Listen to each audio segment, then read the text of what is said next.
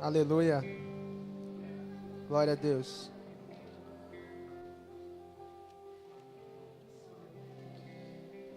Sim, Jesus, nada vai mudar, Pai. Nós te agradecemos por isso.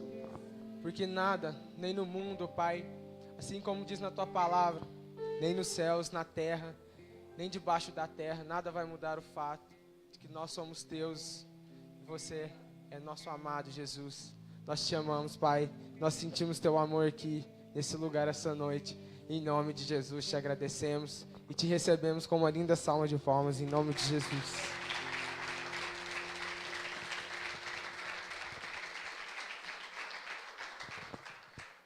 Boa noite. Para de graça, gente. Boa noite. E aí, como vocês estão? Tudo bem? Olha para quem está do lado aí com cara de dinheiro. Pede R$ 10 emprestado para ele. Se você não cumprimentou ele, você cumprimenta. Tô brincando, gente. É só para cumprimentar. Se você não cumprimentou ele, cumprimenta aí. Se não tiver muita gente com cara de dinheiro aí, eu tenho cara de dinheiro. Amém. Em nome de Jesus eu profetizo. Tô brincando. Amém. Glória a Deus. Pega a sua Bíblia aí. Vamos ler um pouquinho aqui da palavra de Deus. Abre em 1 Reis, capítulo 19.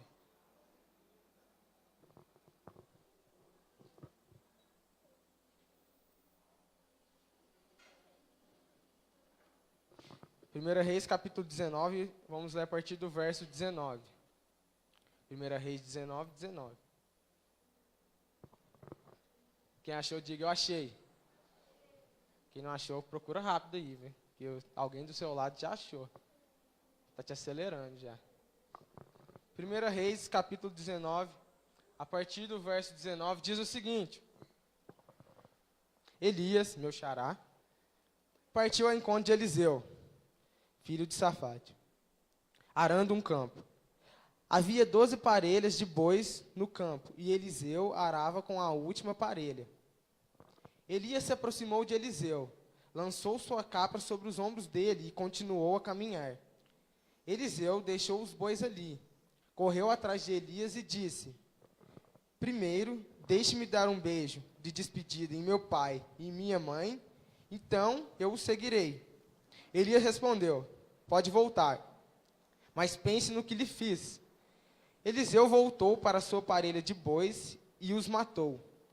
Usou a madeira do arado para fazer fogo e assar carne. Distribuiu a carne para o povo da cidade e todos eles comeram. Então partiu com Elias como seu ajudante. Pula lá para Lucas, capítulo 5. Lucas 5, a partir do verso 4.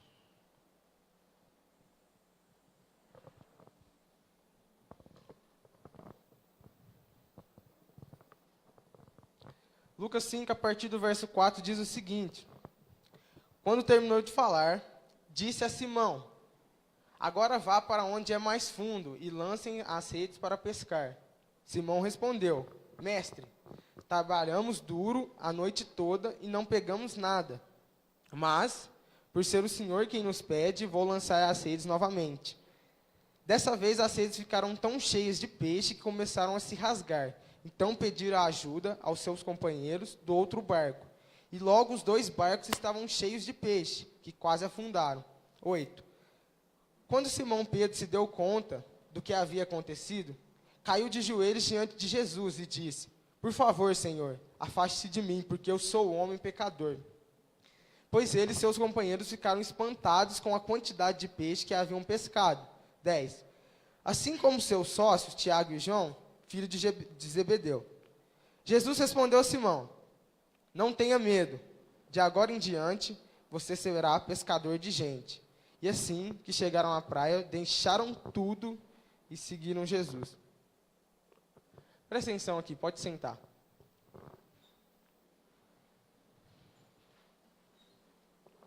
Só para dar uma introdução aqui, hoje eu quero trabalhar um pouco aqui com vocês, falar um pouco sobre um assunto, creio eu, de muita importância, principalmente para nós que somos jovens. Eu vou passar um pouco falando sobre constância na vida, mas mais focado em resiliência. em resistência, né? Esse é o assunto de hoje. E eu acho muito importante para o jovem de hoje, porque quando você olha para a sociedade, você olha para dentro da Bíblia, e você acha alguns homens de sucesso, todos eles tinham suas características ser constante, ser resiliente, tinham essa habilidade em comum, não só para dentro da Bíblia, mas você olha para a sociedade, quem consegue triunfos que a gente admira, você sempre percebe que essa pessoa ela é resiliente. Ela sempre tem uma história para contar, né, de superação, não é? Geralmente, na maioria das vezes, quem concorda, não é verdade? Principalmente jogador de futebol, né? Sempre veio do nada e sempre conseguiu ser jogador e ajudar a família e tudo mais. Isso é legal e é uma habilidade. Eu vou te falar uns dados aqui para você ver o quão essa habilidade de ser resiliente é importante na nossa vida. Não só na sua área espiritual, mas em todas as áreas da sua vida vai ser importante o que nós vamos tratar aqui hoje, que nós vamos conversar aqui hoje. Quem vem comigo, beleza? Vamos junto? Em 2015, o MEC divulgou uma pesquisa. Essa pesquisa foi feita pelo INEP. E essa pesquisa ela tinha como intuito a verificação a porcentagem de aluno que matricula em uma universidade.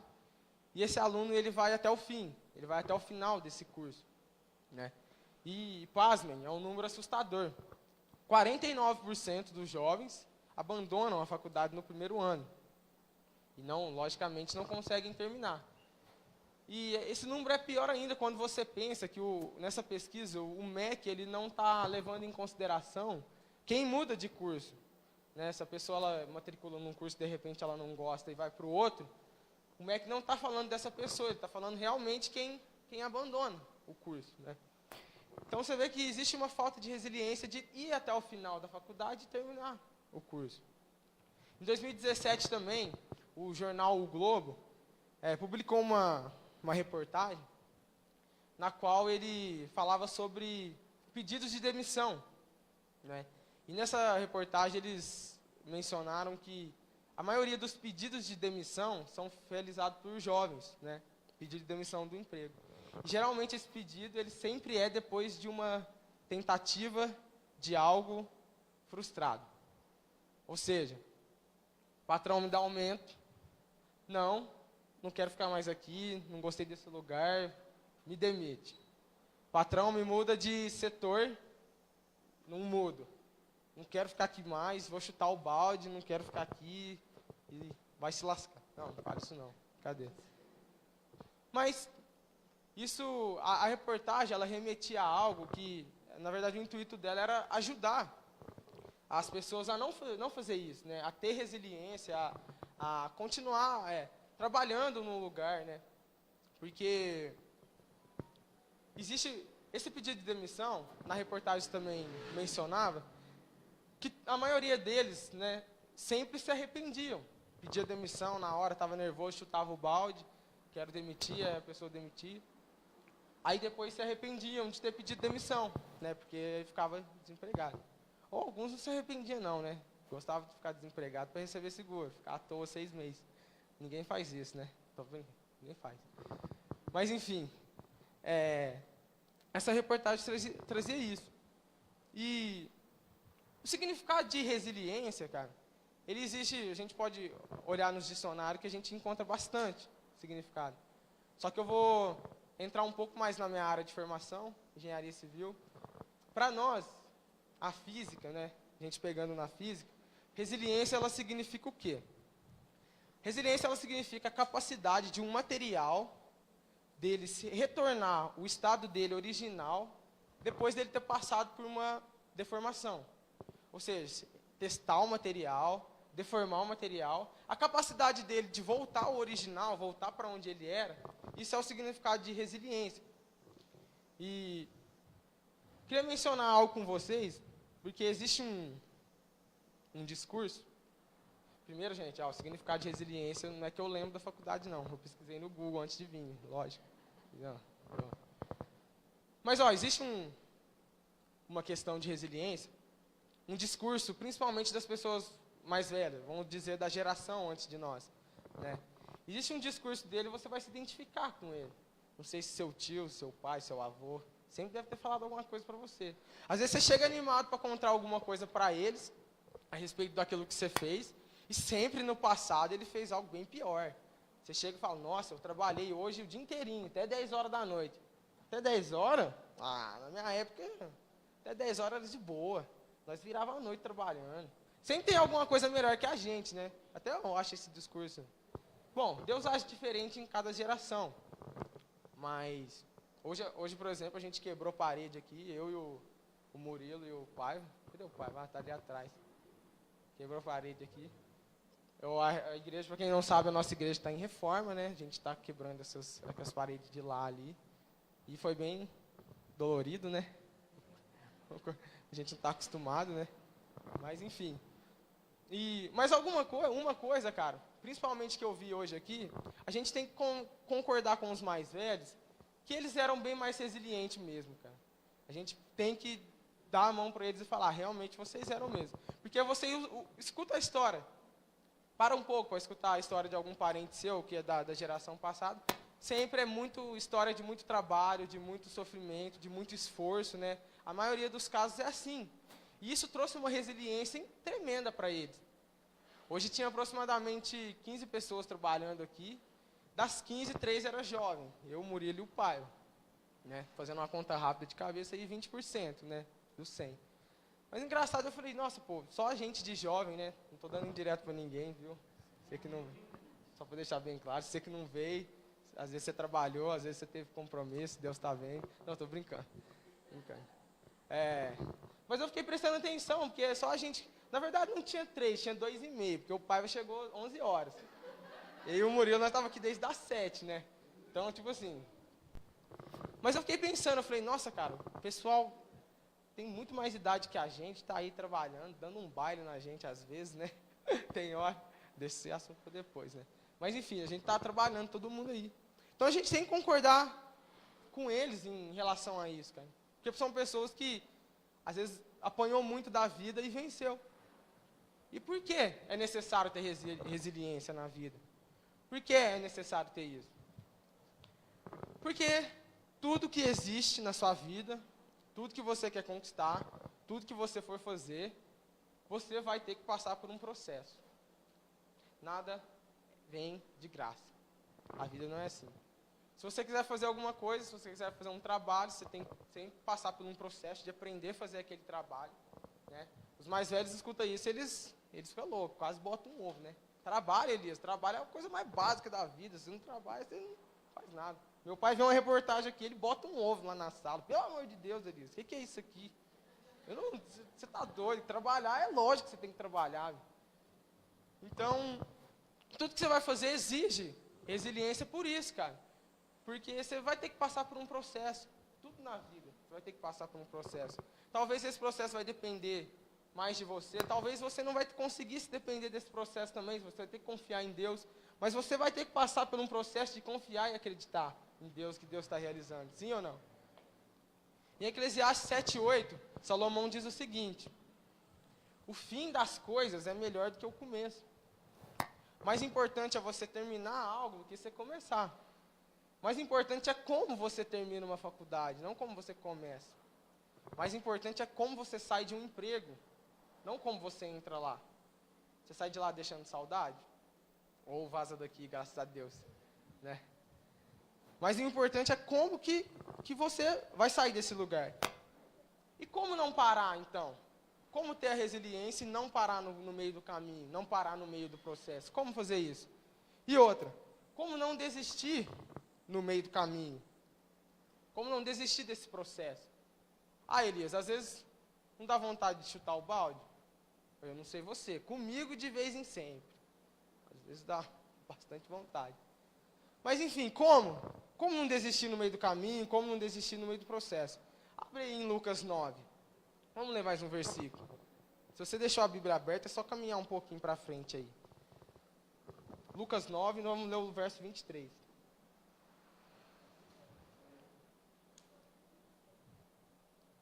Como então?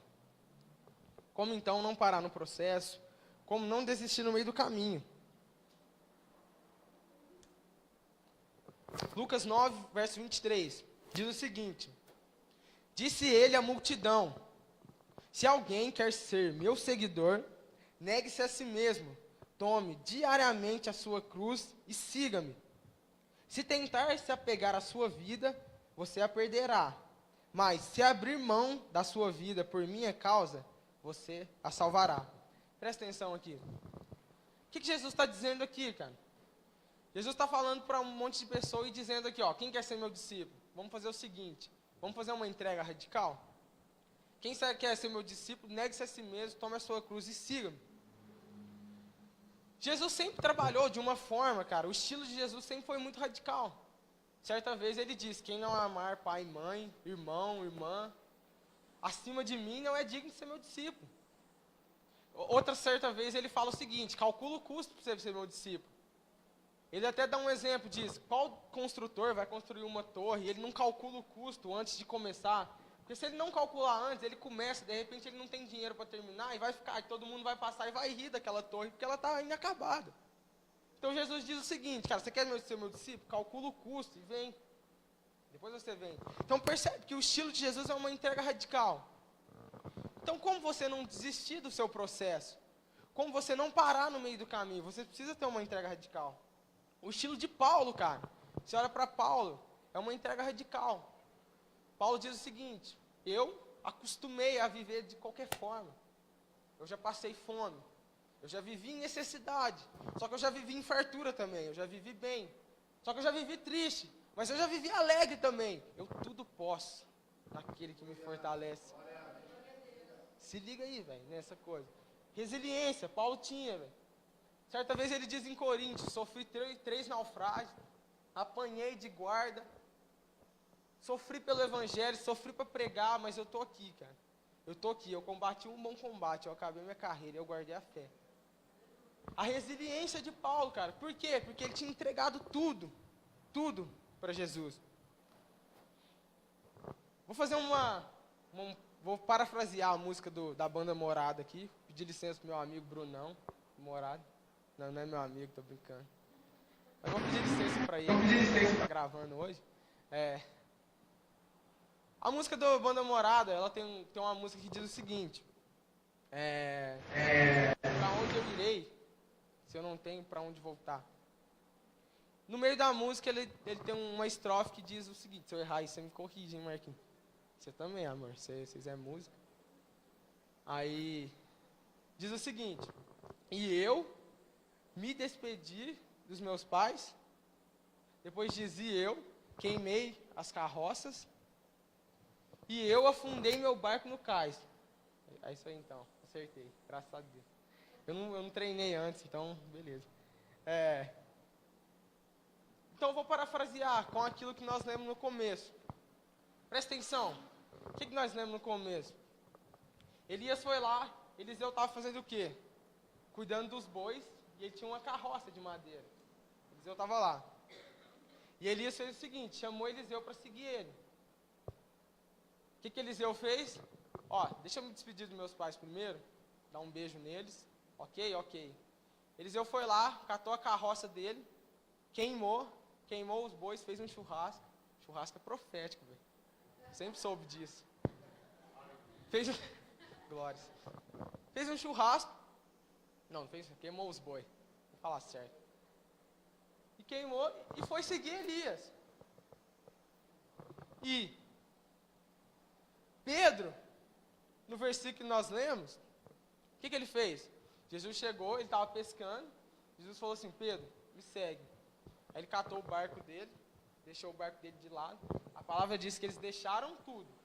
Deixaram tudo de lado e foi seguir Jesus.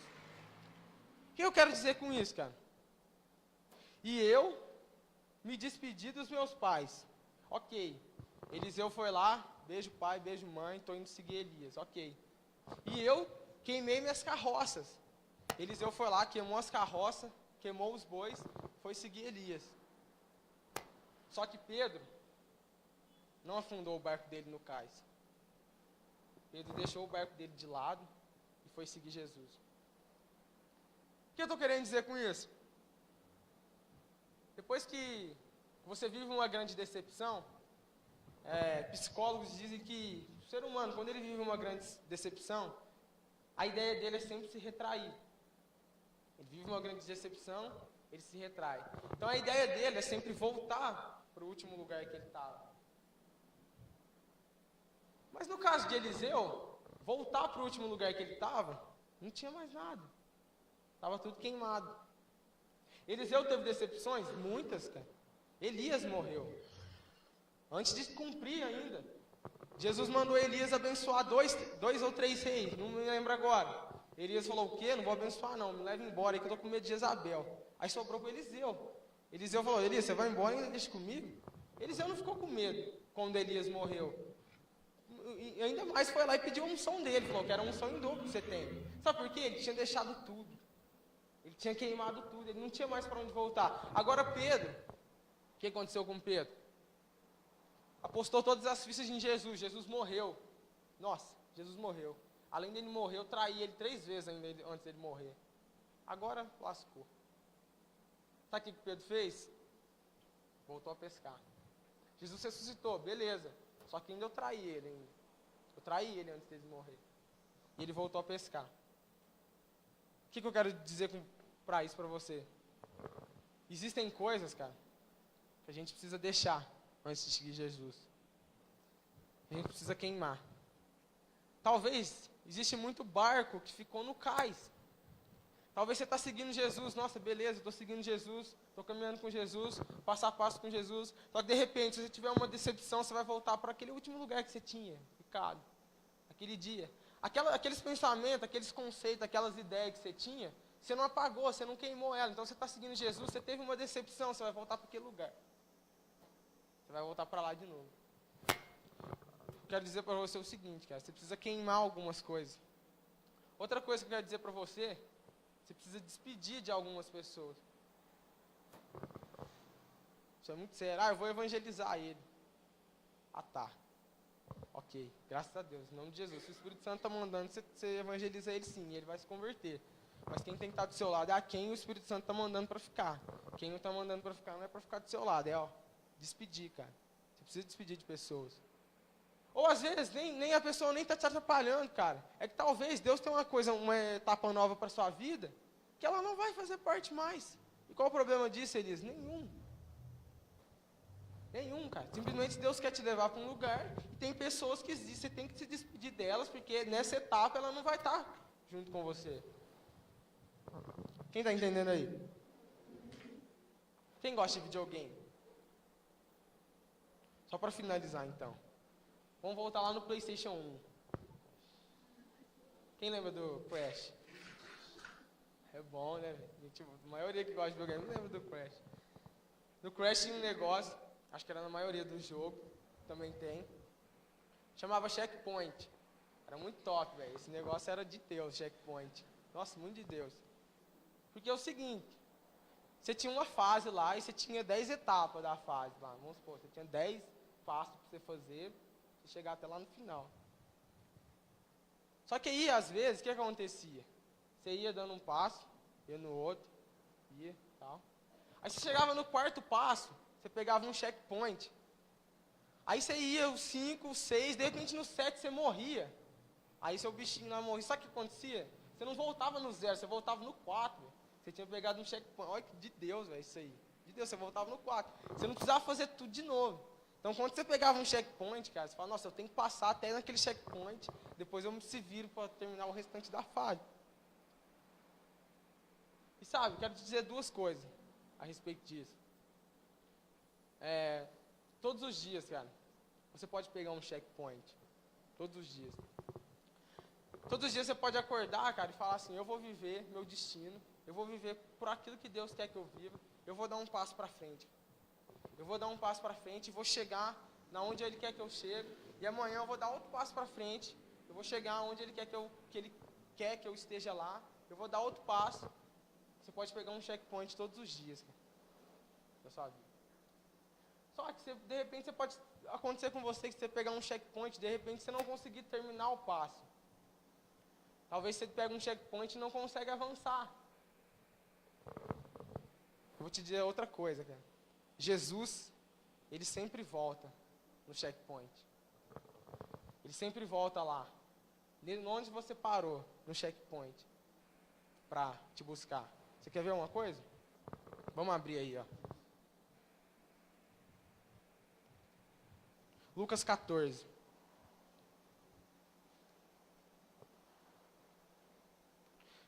Desculpa, gente. João 21. Desculpa. Tudo a ver, Lucas 14, né?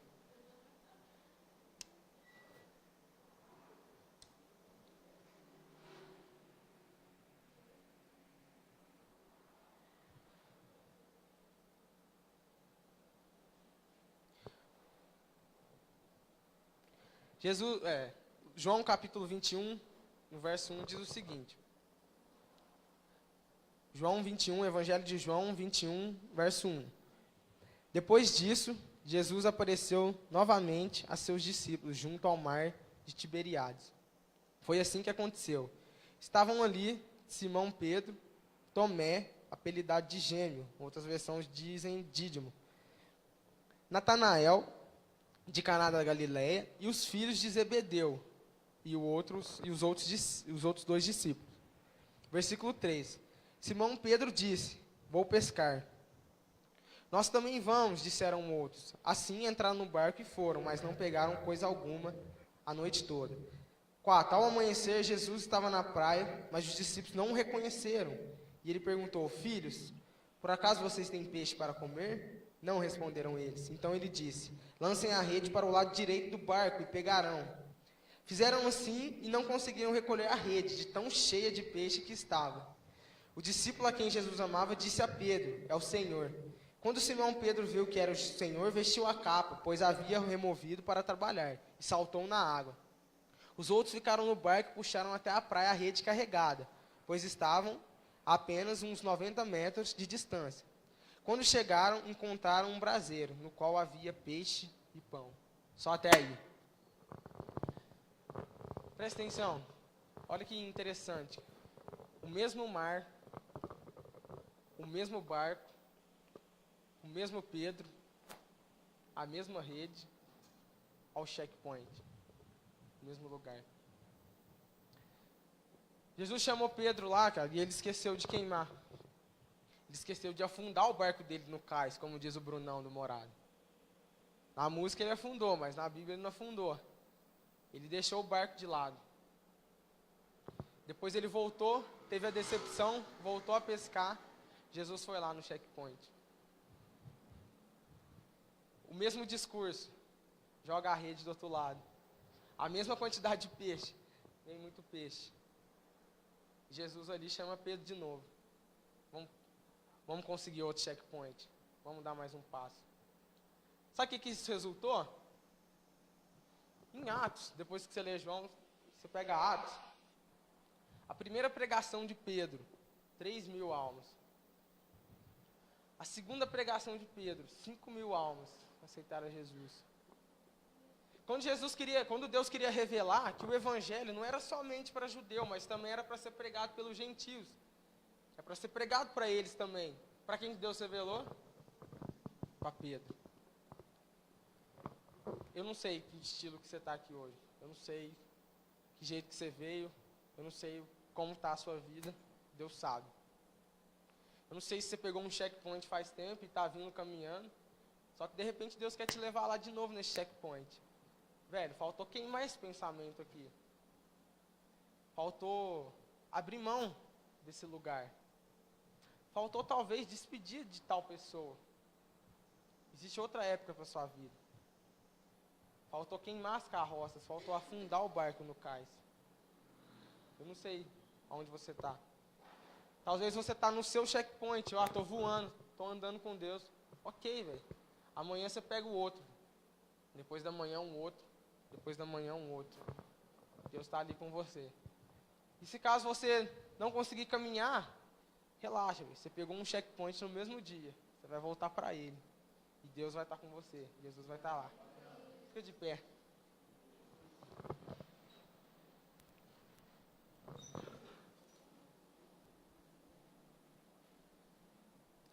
Aleluia. A gente vai orar um pouco agora.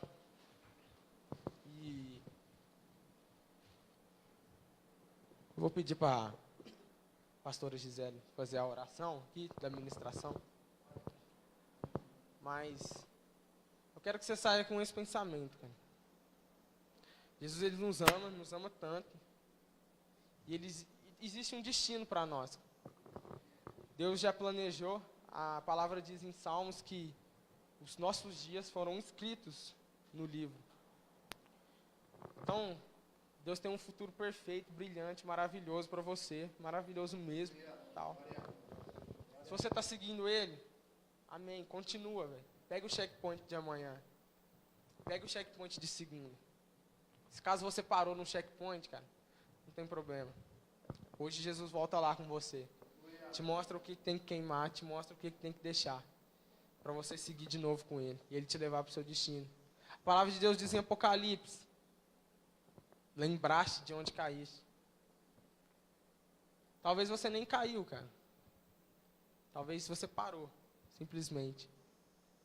Mas independente disso, Deus volta lá com você. Aleluia. Feche seus olhos, vamos orar.